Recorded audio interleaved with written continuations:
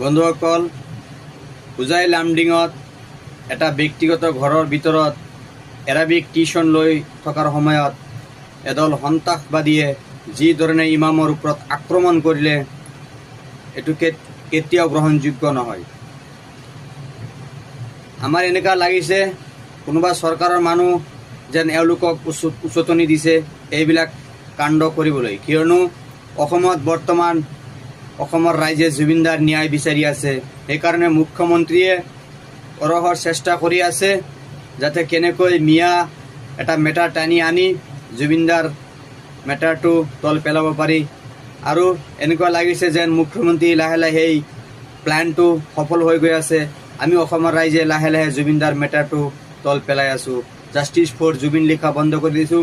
জুবিনদাই ন্যায় বিচৰা মানুহ এতিয়া যেন অসমত কম হৈ গ'ল। এতিয়া এনেকুৱা লাগিছে যেন গোটেই অসমৰ মানুহ মিয়াৰ পিছনত লাগি গ'ল। বন্ধুসকল, এই সন্ত্ৰাসবাদী এই কুকুৰটো চাওক, এই কুকুৰটো কিন্তু একদম বাংলাদেশী। এই কুকুৰটো বাংলাদেশৰ পৰা আহিছে। আকৌ এই কুকুৰটো অসমত কিবা বজৰং দল নাই নাকি কিবা নাম শুনিছিলোঁ, বিশ্ব হিন্দু পৰিষদ নাই কিবা পৰিষদ বোলে নাম লৈ এজন মানুহৰ ঘৰত গৈ ব্যক্তিগত টিউশ্যন লৈ থকা সময়ত যি ধৰণে আক্ৰমণ কৰিলে, তাত এজন ডেলিভাৰী মহিলা আছিল, এই ডেলিভাৰী মহিলাজনীকেও আক্ৰমণ কৰিলে। এতিয়া আপোনালোকৰ আই মাতৃৰ ওপৰত আঘাত পৰা নাই জানো?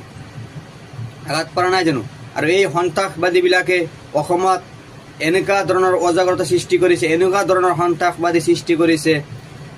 এওঁলোকক অসমত বাতাবৰণ বিনষ্ট কৰিবলৈ খুজিছে। অসমৰ সাম্প্ৰতি এনেকুৱা লাগিছে ক'তবা জানি ৰাজনীতিক মহলৰ মানুহে এওঁলোকক উচতাই দিছে যে 2026 চনত ইলেকশ্যন আহি আছে, সেইকাৰণে এতিয়া এনেকুৱা ধৰণৰ কিছুমান কাণ্ড ওলাই আহি আছে।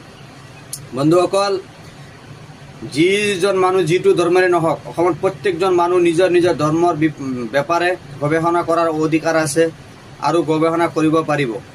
এতিয়া এই চুটমাৰাণী মাকসুদাই কুকুৰটোক মই কৈ আছোঁ,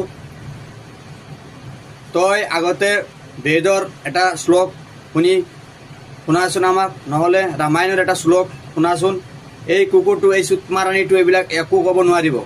এওঁলোক হ'ল সন্ত্ৰাসবাদী, আৰু সন্ত্ৰাসবাদী কোনো ধৰ্ম নাই, কোনো জাতি নাই, যিকোনো ধৰ্মৰ সন্ত্ৰাসবাদী হ'ব পাৰে। এইকাৰণে এই সন্ত্ৰাসবাদীকেইটাক অসমৰ ৰাইজে আগন্তুক সময়ত চিনি ৰাখক আৰু এই সন্ত্ৰাসবাদীকেইটাক অসমত বৰ্জন কৰক। এওঁলোক কিন্তু ভয়ংকৰ বিষাক্ত সাপতকৈ অধিক ভয়ংকৰ। এওঁলোক হ'ল বাংলাদেশৰ অহাৰ পৰা মানুহ। এওঁলোক আমাৰ অসমৰ বিষয়ে কি জানে?